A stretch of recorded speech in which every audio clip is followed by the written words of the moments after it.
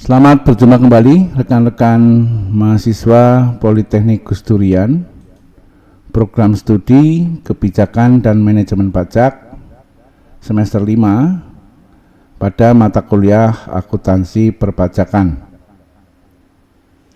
Pada sesi yang ke-13 ini kita akan membahas topik akuntansi pajak penghasilan. Baiklah, kita mulai kuliah kita.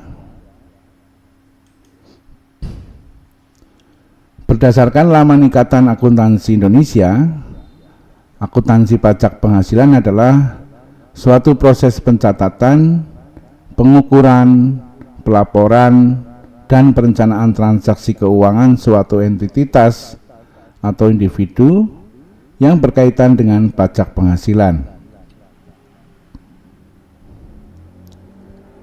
Tujuan utama akuntansi pajak penghasilan adalah untuk memastikan bahwa perpajakan yang diterapkan pada pendapatan entitas atau individu sesuai dengan hukum perpajakan yang berlaku, serta untuk mengoptimalkan kewajiban pajak yang harus dibayarkan dengan memanfaatkan berbagai ketentuan perpajakan yang ada. Dalam prakteknya, akuntansi perpajakan atau akuntansi pajak penghasilan melibatkan beberapa kegiatan. Seperti yang pertama adalah pencatatan transaksi.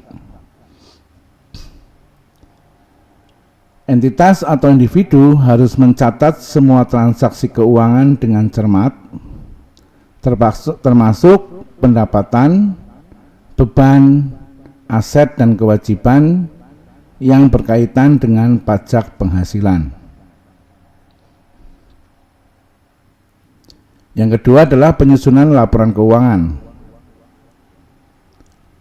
Laporan keuangan yang mencerminkan kondisi keuangan dan hasil usaha harus disusun sesuai dengan prinsip-prinsip akuntansi yang berlaku dan aturan perpajakan yang berlaku. Yang ketiga adalah perhitungan pajak. Berdasarkan laporan keuangan yang disusun, kewajiban pajak penghasilan harus dihitung sesuai dengan peraturan perpajakan yang berlaku di wilayah hukum yang bersangkutan. Keempat adalah pelaporan pajak. Entitas atau individu harus melaporkan informasi pajak yang diperlukan kepada otoritas pajak yang berwenang sesuai dengan jadwal yang ditetapkan. Yang kelima adalah perencanaan pajak.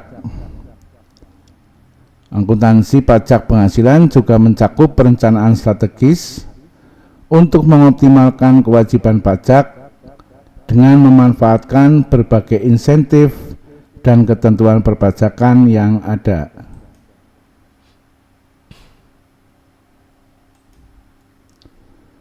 Penting untuk diingat bahwa setiap negara memiliki peraturan perpajakan yang berbeda, sehingga akuntansi pajak penghasilan akan bervariasi sesuai dengan yurisdiksi yang berlaku atau hukum yang berlaku.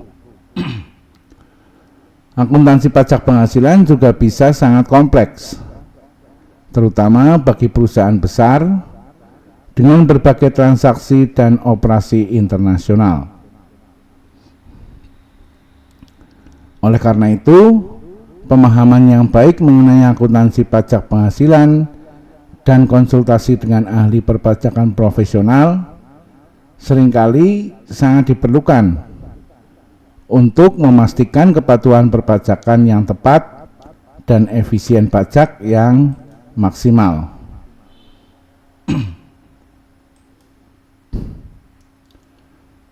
Kita masuk kepada pembahasan prinsip dasar akuntansi pajak penghasilan. Prinsip dasar akuntansi pajak penghasilan adalah seperangkat pedoman atau aturan yang digunakan dalam pemrosesan informasi keuangan dan perpajakan. Prinsip tersebut digunakan untuk memastikan bahwa transaksi keuangan dilaporkan dengan benar kepada otoritas pajak dan sesuai dengan hukum perpajakan yang berlaku. Berikut adalah beberapa prinsip dasar akuntansi pajak penghasilan. Yang pertama adalah pemisahan antara pendapatan dan beban.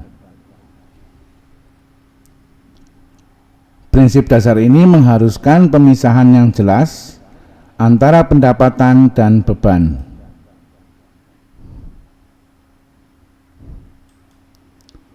Pendapatan harus dilaporkan pada periode yang sesuai, dan beban yang terkait harus dicocokkan dengan pendapatan yang dihasilkan pada periode yang sama. Prinsip yang kedua adalah konsistensi. Entitas atau individu harus tetap konsisten dalam metode akuntansi dan pelaporan pajak yang digunakan dari tahun ke tahun, kecuali jika ada alasan yang cukup kuat untuk mengubahnya. Konsistensi membantu mencegah manipulasi keuangan untuk menghindari kewajiban pajak yang lebih tinggi.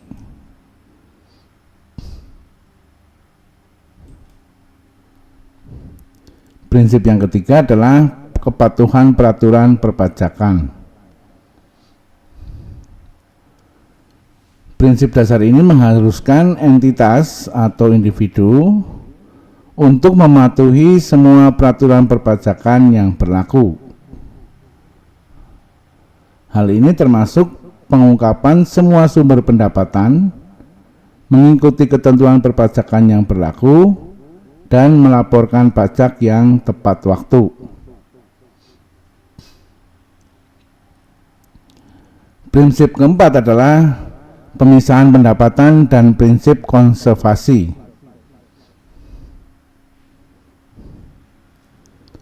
Pendapatan harus diakui saat diterima atau dapat diukur dengan pasti.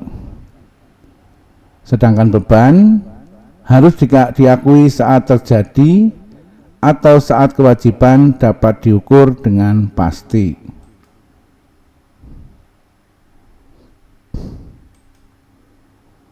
Prinsip konservasi mengharuskan entitas atau individu untuk meramalkan potensi beban pajak penghasilan yang mungkin timbul di masa depan dan mencatatnya ketika perlu.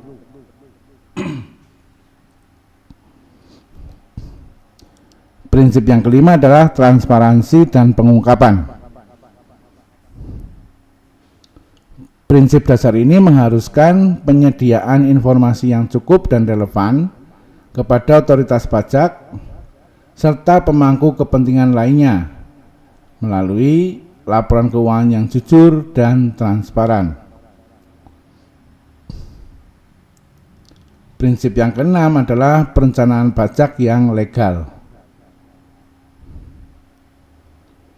Prinsip dasar ini mengizinkan perencanaan pajak yang legal untuk mengoptimalkan kewajiban pajak.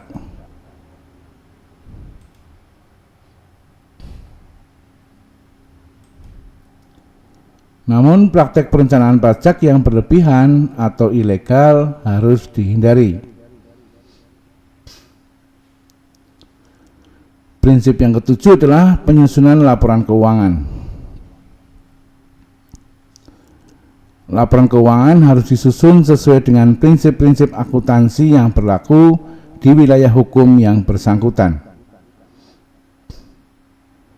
Prinsip-prinsip ini biasanya mencakup standar pelaporan keuangan yang diakui, seperti International Finance Reporting Standard atau IFRS, atau Generally Accepted Accounting Principles GAAP.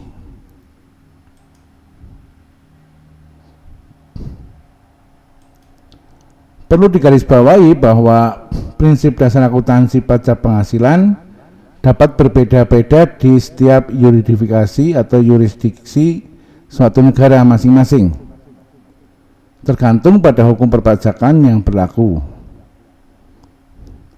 Oleh karena itu, entitas atau individu perlu memahami peraturan perpajakan di wilayah hukum mereka dan mematuhi prinsip-prinsip akuntansi pajak yang sesuai dengan konteks mereka.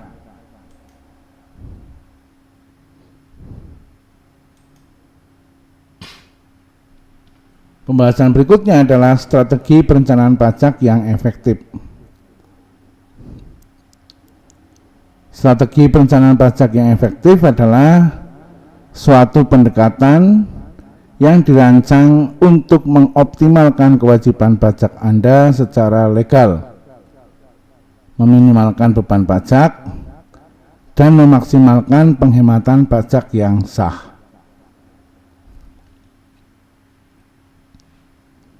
Berikut adalah beberapa strategi perencanaan pajak yang efektif yang dapat dipertimbangkan. Strategi yang pertama adalah pengoptimalan deduksi dan pengurangan pajak. Manfaat deduksi pajak yang tersedia seperti deduksi bunga hipotek, deduksi biaya medis, atau deduksi pendidikan. Pertimbangkan pula penggunaan rencana pensiun individu seperti Individual Retirement Account atau IRA atau 401k untuk mengurangi pendapatan yang dikenakan pajak saat ini. Nanti bisa di browsing sendiri ya, IRA dan 401k. Gunakan strategi pengurangan pajak yang sah seperti deduksi bisnis untuk pengusaha atau pemotongan pajak rumah tangga terkait anak-anak.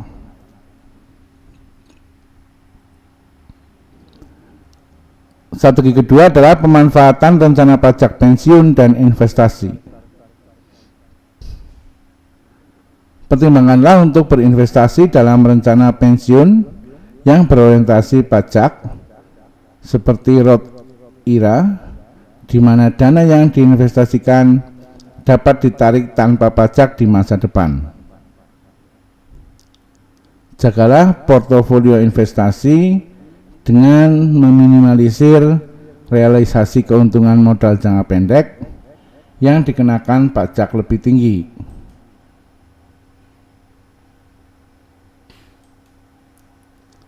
Strategi ketiga adalah pengelolaan pendapatan. Pertimbangkanlah untuk menggeser pendapatan Anda dari tahun ke tahun jika memungkinkan. Misalnya jika Anda memiliki bisnis, cobalah untuk menunda faktur kepada pelanggan hingga akhir tahun untuk mengurangi pendapatan tahun ini. Selalu pertimbangkan juga peluang untuk mendapatkan penghasilan tambahan seperti dividen atau bunga yang dikenakan pajak lebih rendah.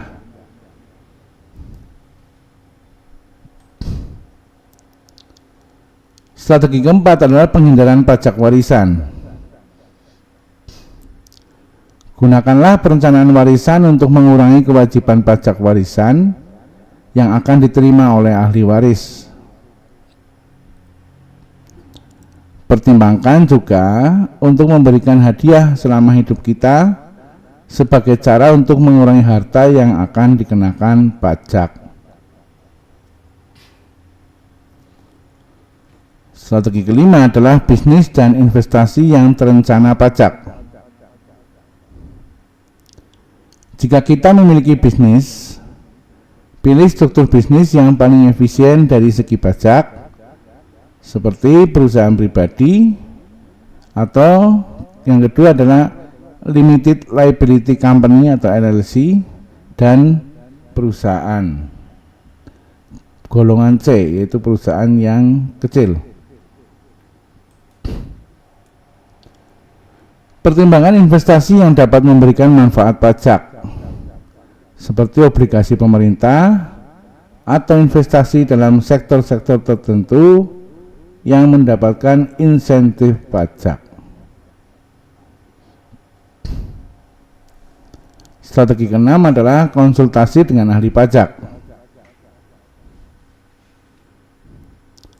Dalam situasi pajak yang kompleks, sangat bijaksana untuk berkonsultasi dengan seorang profesional pajak yang berpengalaman.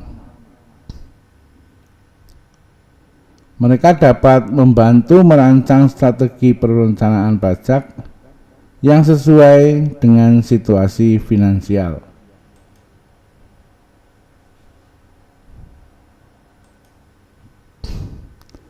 Strategi ketujuh adalah pemantauan perubahan pajak. Cobalah untuk tetap up to date dengan perubahan hukum perpajakan yang mungkin mempengaruhi situasi keuangan kita. Persiapkan perubahan dan sesuaikan strategi kita sesuai kebutuhan. Perencanaan pajak yang efektif memerlukan pemahaman yang baik tentang peraturan perpajakan yang berlaku dan situasi keuangan pribadi atau bisnis. Pastikan untuk selalu mematuhi hukum pajak yang berlaku dan untuk tidak menggunakan strategi perencanaan pajak yang ilegal atau meragukan.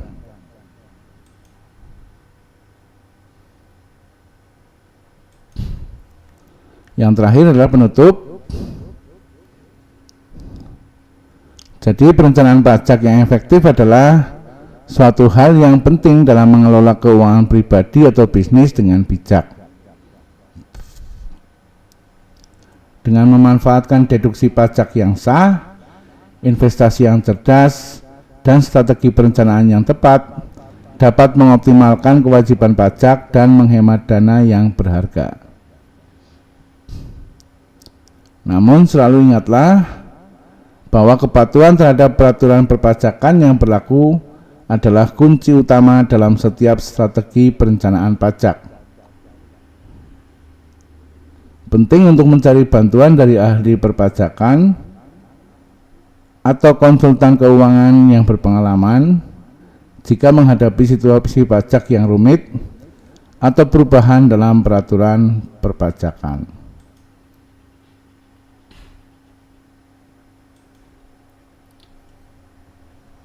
Perencanaan pajak yang efektif tidak hanya dapat memberikan manfaat finansial saat ini, tetapi juga membantu membangun fondasi yang kuat untuk masa depan finansial yang lebih sehat.